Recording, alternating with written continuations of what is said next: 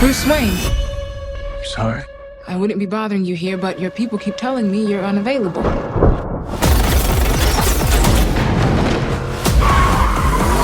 You know, you really could be doing more for this city.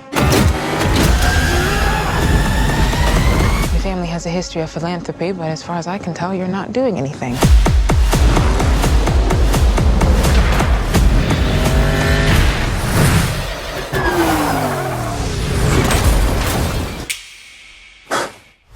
I just saw the film yesterday. Okay. It was incredible. As a Batman fan, I have to tell you that it exceeded my expectations. It truly did. And I really loved your character because I feel like it's a character we haven't really seen. It's like a mainstream, especially comic book movie, you know. So I want to know, where were you at and what were you doing when you got the call that you got the part? I was in the gym. Productive. Okay. I like it. I was in the gym. It was a late night session because I was in the middle of we had just opened for Color Girls on Off Broadway. I was in the gym. I had my phone on silent and I saw that my agents were calling and I didn't answer because I was like that can probably wait. And they called again. This must be important. And they told me, I literally almost dropped the dumbbell on my foot. Because I was shocked. Yeah. Reasonable reaction. Yeah, I forgot about the audition, right? It was one of those things where you, as a young actor, for me, a lot of the auditioning process for me is just about making a good enough impression that people want to invite me back. I don't necessarily, I didn't in the beginning necessarily anticipate booking, right? I felt like that's too much stress to put on if every audition I'm wanting to book this role, right? But I had forgotten about it. And so when the whole team is on the call and they tell you and you're just like, I'm like, wow, okay, great. What does this mean? You know? It was a little surreal. That sounds incredible. And most of your scenes, or a good number of your scenes, you got to work with Jeffrey Wright, who's like a phenomenal, one of the most phenomenal actors alive. What was it like working with him? Oh, it was awesome. Because he's also just a wonderful human being, and then you get to see him at work. Because this was my first major big feature film, I'm still learning on the job. So I'm watching how an expert works right on set and how he relates to the camera and what he's bringing. And that just fed a lot of what I wanted to bring and how I wanted to relate. And I had the pleasure to be able to watch him. I'd even come on set when, during quarantine when I wasn't working and just, peek around. Picking up some notes and stuff, You got, speaking of, legendary, phenomenal actors, Viola Davis. You have 2 upcoming projects. I mean, at this point, are you guys like BFFs? Like, are you guys just like super tight and cool? Viola is, I've said this about her. You know how people say, don't meet your heroes because they might disappoint you? So I remember when I first got on a Zoom call with her, I was super nervous. And she is just everything that she ever presents herself to be. There's no facade, there's no none of it, right? And the other amazing thing is I didn't feel like I was being spoken down to, right? I feel like oftentimes there is naturally a hierarchy, right, within the industry. And as a young actor, I will welcome any advice or conversation, but she just always treated me like a peer.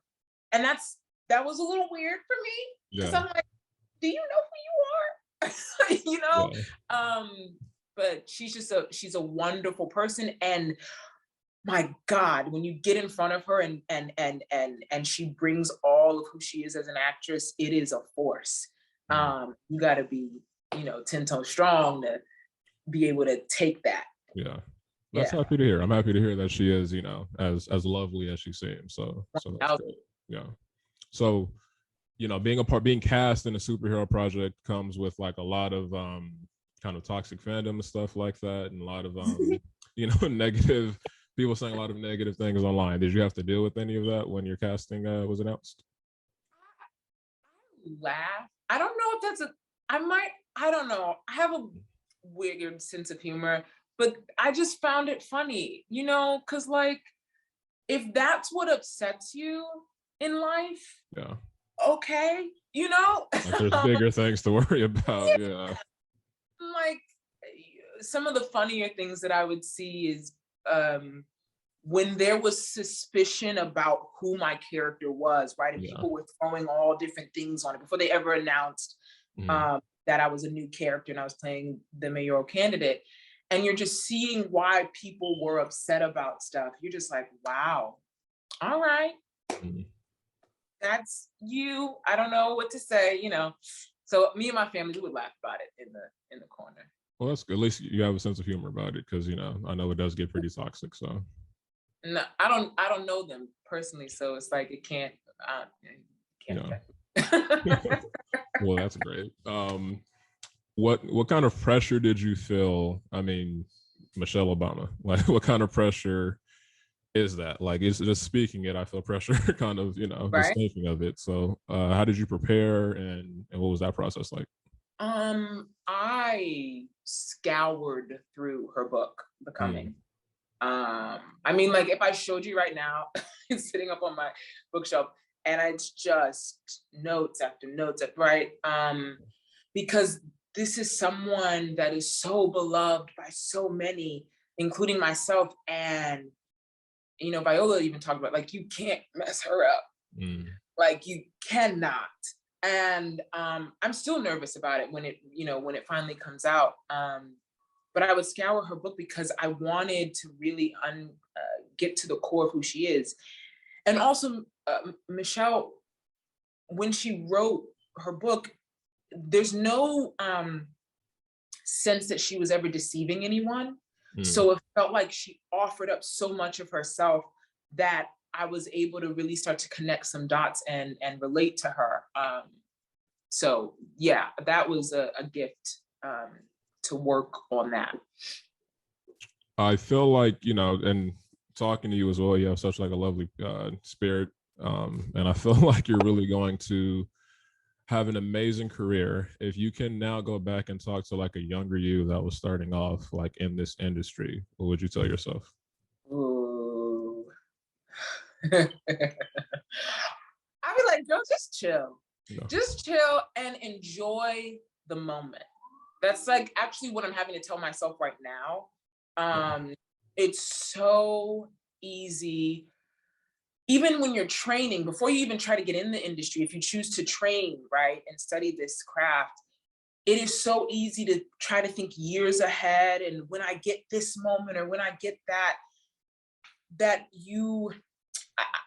there's some moments that I kind of don't remember. And I would just be like, girl, it'll take care of you. You're good. You're taken care of. Like, just enjoy each moment for what it is. Because you only got here. You know what I mean? Yeah. That's what we got. Tomorrow's not promised, so. Okay. And before I do let you go, I believe when a sequel, I don't know if a sequel has been announced, but you know, I'm sure there's going to be a sequel and a lot of stuff. Can we expect to see your character come back? Hey man, when they announce it, you and I will be the first to know. Perfect. Well, I hope so. Again, I really did enjoy your character in the film. And I really can see your career taking off and you doing amazing things. So thank you so much. Yeah. Have a good one.